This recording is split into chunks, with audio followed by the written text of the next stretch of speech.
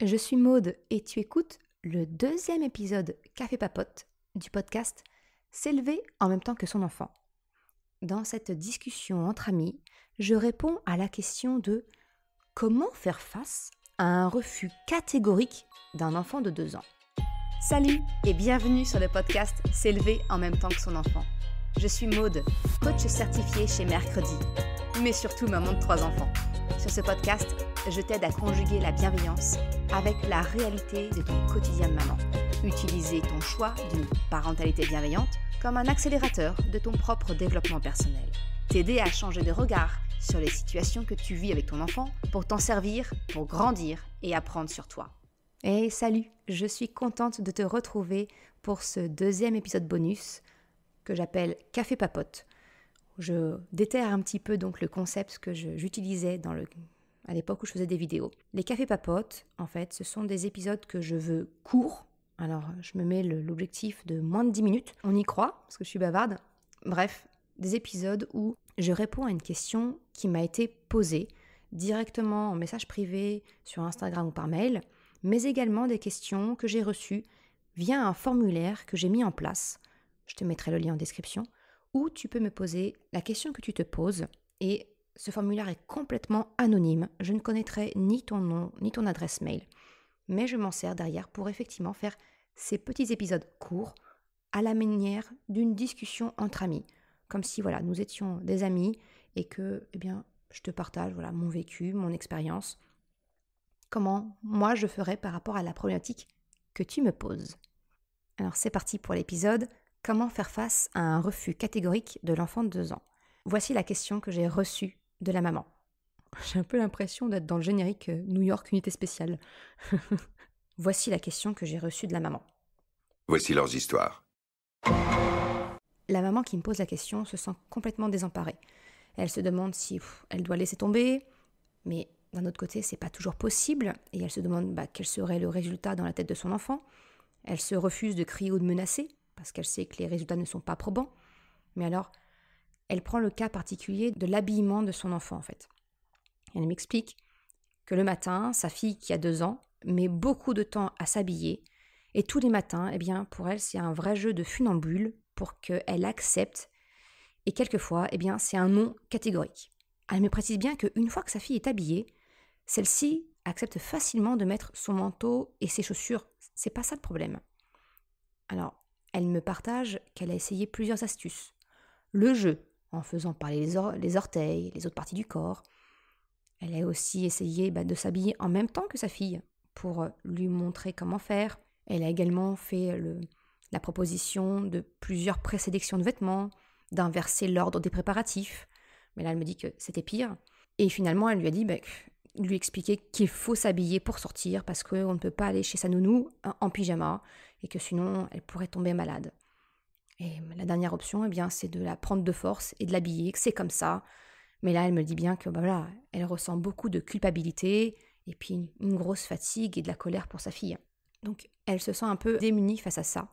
Elle me partage qu'elle a utilisé les épisodes 15 et 16 concernant l'autonomie de l'enfant et que ça lui a permis déjà d'avoir plusieurs pistes et que ça a déjà réduit drastiquement les jours de refus catégorique en l'espace de 10 jours de mise en pratique. Donc c'est déjà un énorme bénéfice. Et pour autant, elle me pose la question, comment faire face quand ça reste des jours où c'est un non catégorique? Et que du coup, aujourd'hui, elle m'explique que ça lui prend 40 minutes juste pour l'habillage et que ça peut aller jusqu'à 1h15 quand vraiment sa fille n'est vraiment pas coopérante. Alors, on est bien d'accord, ce n'est pas vivable. Ma réponse, c'est effectivement, comme je l'ai partagé dans les épisodes 15 et 16, donner de l'autonomie à l'enfant, ça, on voit bien, elle me partage ce succès-là, ça permet de réduire significativement les phases d'affirmation et donc la potentielle opposition de ton enfant parce qu'il a un besoin d'autonomie. Mais cependant, elle l'a bien noté, et comme j'aime le rappeler, il n'y a pas de solution qui marche à 100%. En tout cas, ce n'est pas ce que moi je te promets, parce que je trouve cela malhonnête. C'est impossible. C'est impossible parce qu'en face de toi, c'est un enfant, un être humain. Et donc par définition, il est complètement imprévisible.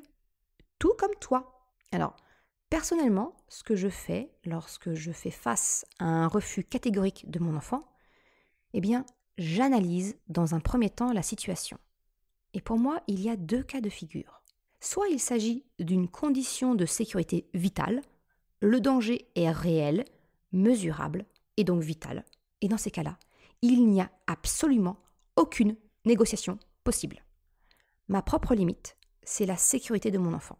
Le deuxième cas de figure, pour moi, c'est le refus de ton enfant, mais qui n'est pas lié à un besoin vital.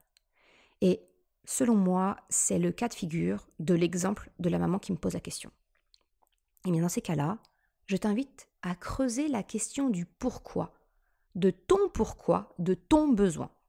Mais t'inquiète pas, on y va, je vais te donner un exemple concret des 2 situations. Première situation, le refus catégorique de ton enfant face à une question de sécurité. Alors, pour donner un exemple, ça peut concerner la prise d'un médicament, le nettoyage de nez, ça peut être également un passage piéton, marcher sur un parking, s'attacher en voiture, ça peut être très différent. Je fais un tout petit aparté, et donc je vais dépasser les 10 minutes, largement même aujourd'hui, je suis désolée. Concernant le nettoyage de nez, je vais te mettre en description une vidéo qui montre comment nettoyer efficacement le nez des tout-petits sans les noyer. Ce soin a révolutionné le soin de nez chez mes enfants et même chez moi quand j'ai une sinusite. Je ferme la parenthèse. Bref, quand je fais face comme ça à une question de sécurité pour mes enfants, eh bien, je vais faire face aux émotions de mon enfant, qui est souvent de la colère, et j'explique le pourquoi de la règle. Mais je l'explique de telle sorte de tenter de faire résonner en fait mes raisons au moteur de la motivation interne de mon enfant. Là, je suis vraiment dans la théorie, on rentre dans le concret. Je vais te prendre l'exemple de la prise d'un médicament. Avec Krapopoulos, c'était franchement sport. On en était arrivé à la solution extrême du gavage par une seringue dans la bouche à l'aide d'un tuyau qui était dirigé sur le côté de la bouche, tu sais, entre la joue et les dents, pour vraiment éviter qu'il ne ressorte le tout avec un mouvement de langue. Pour certains et certaines, c'est une violence éducative ordinaire, une VEO, parce qu'on ne respecte pas le corps de l'enfant. Oui, personnellement, j'en suis pas heureuse d'en arriver là, mais pour moi, c'est une nécessité, parce qu'il s'agit de la santé de mon enfant, où un diagnostic a été posé par un médecin.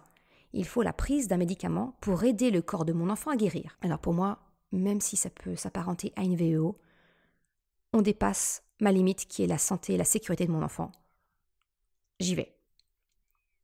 Donc dans le cas précis, j'expliquais à mon fils que je comprenais qu'il n'aimait peut-être pas le goût du médicament, mais que c'est grâce à lui qu'il n'aurait plus mal aux oreilles, dans le cas d'une otite. Je m'excuse de devoir le contenir, de le forcer ainsi, mais que ma priorité, c'est qu'il aille mieux, et que ça sera grâce aux médicaments. Je verbalisais tout ça avec mon fils. Le mot d'ordre, c'est vraiment accueillir. Mettre en mots ce que ressent ton enfant pour lui faire sentir que tu le comprends, tu compatis et tu expliques ce qui motive ta décision. En fait, c'est vraiment fuir les réponses du style « c'est comme ça, parce qu'il le faut, c'est obligatoire ». Finalement, quand on utilise ce genre d'argument, il n'y a aucune raison donnée, aucune explication, à part la fatalité, une force inconnue supérieure. On sous-estime vraiment la puissance d'un pourquoi. Alors certes, cela peut te demander d'affiner ton raisonnement, parce que la raison qui te pousse à agir ainsi avec ton enfant, peut-être qu'il va falloir que tu ailles creuser un peu pour la découvrir. Mais si tu trouves le cœur de ton pourquoi, il sera plus facile pour ton enfant d'y adhérer, même si ça sera à retardement. Parce que soyons honnêtes, sur le coup, ton enfant, lui, il ne te le montrera pas, il ne sera jamais d'accord. Mais c'est une petite graine plantée pour le futur. Un autre exemple que je peux te partager, qui concerne la sécurité, c'est la ceinture de sécurité en voiture et le fait de ne pas porter de manteau dans le siège auto avec la ceinture de sécurité. Pour moi, ça, c'est une condition sine qua non. On doit enlever son manteau en voiture et s'attacher dans le siège auto. C'est vital. Pour expliquer à mes enfants mon pourquoi en fait, je leur ai montré des vidéos de crash test qui sont faits avec des mannequins où le petit mannequin portait ou non une ceinture, portait ou non un manteau dans son siège auto. Eh bien, ils ont compris par eux-mêmes que pour leur sécurité, il était nécessaire de s'attacher dans le siège auto et en retirant le manteau, en le mettant par-dessus, en couverture, si jamais on a froid en voiture le temps que la voiture chauffe. Je te rassure, je n'aurais pas montré des images effrayantes. Les images d'un crash test n'ont rien d'effrayant. Mais ainsi, ils se sont fait leur propre opinion. C'est leur moteur de motivation interne qui a été enclenché. Et franchement, je n'ai plus jamais eu besoin de me fâcher pour cette condition de sécurité. Si tu veux, je te mettrai des liens en description de l'épisode, si tu veux creuser cette question du siège auto. Le deuxième cas de figure, comme je te le disais, c'est dans le cas où c'est finalement pas vital pour ton enfant. Alors comme je l'ai rapidement mentionné, je t'invite dans ces situations, et qui selon mon propre constat sont finalement les cas les plus fréquents, mais je t'invite vraiment à creuser le pourquoi tu as établi cette règle avec ton enfant. Est-ce que c'est par convention sociale ? Est-ce que c'est parce que tout le monde fait ainsi ? Est-ce que c'est peut-être par reproduction de ce que tu as connu ? Parce que finalement, à la racine, c'est très souvent des croyances, qu'elles soient personnelles ou héritées, mais ce sont des raisons profondément ancrées en nous et qui sont alors très difficiles à déconstruire tant que nous n'avons pas pris conscience de leur existence. Dans le cas décrit par la maman qui m'a posé la question, le problème tourne autour de l'habillage du matin. C'est pas le manteau et les chaussures, non, mais c'est vraiment de passer du pyjama aux habits de journée. Personnellement, dans mon cadre éducatif, je classe cette situation dans un contexte non vital. Même si j'entends bien le fait que ton enfant puisse alors tomber malade parce qu'il pourrait prendre froid s'il reste en pyjama. Ce n'est pas, dans mon cadre, je le répète, quelque chose de vital. Au pire, moi je considère que dans l'éventualité où effectivement mon enfant tombe malade, et ce qui est franchement pas une certitude, cela serait, dans le pire des cas, une conséquence. J'expliquerai alors, si cela se produit, à mon enfant, le lien de cause à effet pour lui permettre d'activer sa motivation interne et de comprendre l'intérêt de s'habiller en fonction de la météo. Dans ce cas précis, je chercherai donc à savoir pourquoi mon enfant refuse de s'habiller. Et il peut y avoir plusieurs causes que l'on ne soupçonne pas du tout en tant qu'adulte. Cela peut être une question de confort. Parce qu'il faut bien reconnaître qu'un pyjama, c'est franchement plus douillet qu'une tenue habillée de jour. On ne parle même pas des vêtements qui sont très jolis, mais franchement pas confortables. Et là, je pense aux jeans slim, aux collants, où le pied peut se retrouver emprisonné si la taille commence à être un petit peu petite, aux robes qui peuvent entraver les mouvements, soit des robes, des jupes un petit peu trop serrées, on ne peut pas écarter les jambes comme on veut, ou au contraire, qui sont tellement amples qu'elles cachent la vision du corps de ton enfant. Mon expérience, c'est que j'ai connu ça avec Chocapic, qui refusait de mettre ses pantalons. Il ne voulait vivre qu'en pyjama ou en jogging. Il y a mieux quand même. Jusqu'à ce que je comprenne qu'en réalité, il cherchait le confort et le contact doux. L'intérieur molletonné, contrairement à la toile rêche, on va dire, d'un jean. Les boutons et autres agrafes contre une taille élastique qui monte et qui descend sans effort. Le compromis que j'ai trouvé avec lui, ça a été de lui prendre des jog pants. Tu sais, ces pantalons à la taille élastique. Plus de boutons, plus de problème. Et de choisir des coupes droites. Adieu le slim qui colle et qui entrave. L'autre compromis qu'on a également mis en place, c'est qu'il a le droit de mettre ses joggings les jours de sport à l'école et le week-end lorsque nous ne sortons pas. Alors par contre, j'ai pas du tout encore trouvé de compromis pour les chemises. Ça doit faire au moins 3 ans qu'il n'en a pas porté, parce qu'il déteste les boutons et le look de la chemise. Quelquefois, j'arrive à lui faire troquer ses t-shirts l'été contre un polo, mais c'est assez rare. Ce que je souhaite te partager avec cet exemple, c'est de creuser la question du pourquoi ton enfant refuse de mettre ses habits. Est-ce que c'est parce que son pyjama est plus confortable ? Est-ce que c'est parce que c'est plus pratique ? Et si c'est cela, peut-être voir avec ton enfant quel type de vêtements il aime. Peut-être de définir avec lui son cahier des charges, on va dire, d'un vêtement idéal. Est-ce qu'il veut que l'intérieur soit doux ? Est-ce qu'il veut de la liberté de mouvement, une fermeture facile? Voilà, propose avec ton enfant. Une autre raison qui peut faire que ton enfant ne veut pas en fait s'habiller, eh bien, c'est d'être rebuté par la transition. Être en pyjama ou être habillé, c'est finalement un état qui permet de vaquer à ses occupations, de jouer, de lire, de faire ce que l'on souhaite. Se changer, c'est une action de transition. C'est une action, celle de se changer. On ne peut pas donc faire autre chose, ces choses qui ont plus d'attrait pour ton enfant. C'est donc une activité qui franchement n'aura aucun attrait pour ton enfant. Peut-être que ce qui l'intéresse, c'est de jouer, de faire ce qu'elle a décidé, pas de faire ce qui est obligé. Je te propose donc de creuser le pourquoi ton enfant refuse de s'habiller, pour comprendre son moteur interne, la raison qui le pousse à refuser. C'est cette compréhension qui te permettra ensuite de t'adapter et de proposer une solution. Pour te partager mon expérience, ma fille, clairement, elle voit la salle de bain comme une contrainte. C'est un temps de perdu, ce sont ses mots. Alors maintenant, elle est capable de le dire. Je suis bien d'accord, tu as, dans le cas de la maman, sa fille a 2 ans. Donc naturellement, moi, ma fille à 2 ans ne savait pas mettre les mots. Mais en tout cas, son sentiment, c'est hyper dur, ça a toujours été ça. Notre compromis, finalement, c'est de faire le plus vite possible. Je ne la contrains plus de se laver le matin. C'est une étape que l'on a supprimée de sa routine pour un peu moins la rebuter le matin. Elle se lave maintenant plutôt le soir, avant de se mettre en pyjama. Et ça me convient. À 2 ans, j'avais également adopté la possibilité de l'habiller dans la pièce de son choix. Qu'elle lise un livre ou qu'elle soit en train de jouer avec une poupée. Moi, je m'adaptais, je me contorsionnais pour l'habiller. Alors franchement, on est bien d'accord, ce n'était pas le plus pratique pour moi, on va être honnête.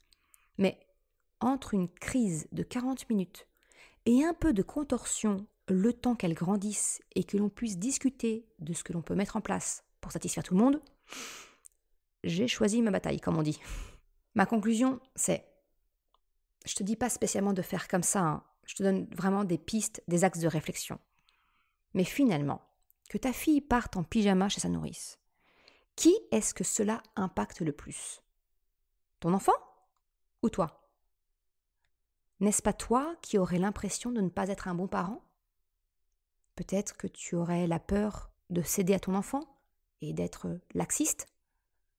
Ou bien la peur du jugement qu'un tiers pourrait porter sur toi, sur ton enfant et ton choix d'éducation?